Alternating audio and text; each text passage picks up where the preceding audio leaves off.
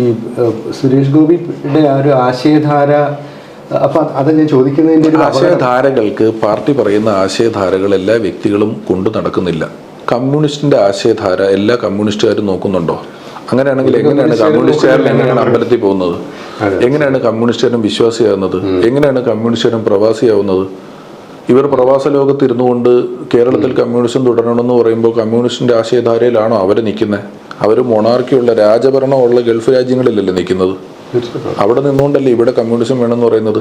അപ്പൊ ഒരു പാർട്ടിയുടെ ആശയധാരയുമായി ആ പാർട്ടിയിൽ പ്രവർത്തിക്കുന്ന എല്ലാവരും 100% യോജിക്കണമെന്നുള്ള നിർബന്ധമില്ല.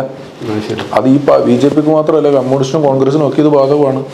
അതിന്റെ എല്ലാ ആശയധാരകളും അതിലെ എല്ലാ വ്യക്തികളും കൃത്യമായിട്ട് എടുത്ത് ഉപയോഗിക്കുന്നില്ല. നമുക്ക് വേണ്ടത് എടുത്താൽ മതി. മതത്തിൽ നിൽക്കുന്ന എല്ലാവരും മതത്തിന്റെ എല്ലാ ആശയങ്ങളും പൂർണ്ണമായിട്ട് എടുക്കുന്നുണ്ടോ? വേണ്ടത് മാത്രമേ എടുക്കുന്നുള്ളൂ. എല്ലാവരും വേണ്ടത് മാത്രമേ എടുക്കുന്നുള്ളൂ എല്ലാ കാര്യത്തിലും. അപ്പൊ ഞാൻ അതാണ് സാമാന്യവൽക്കരണം എന്ന് പറഞ്ഞത്. ഒരു പാർട്ടിയുടെ ആശയധാര ഇതാണ്. അതുകൊണ്ട് അതിൽ നിൽക്കുന്ന എല്ലാവരും പൂർണ്ണമായും ആ ആശയധാരയുമായി ചേർന്ന് പോകുന്നവരാണ് എന്ന് നമ്മൾ വിചാരിക്കേണ്ട ആവശ്യമില്ല. അങ്ങനെയില്ല. അവിടെയാണ് വ്യക്തിക്ക് കൂടുതൽ ബലം വരുന്നത്.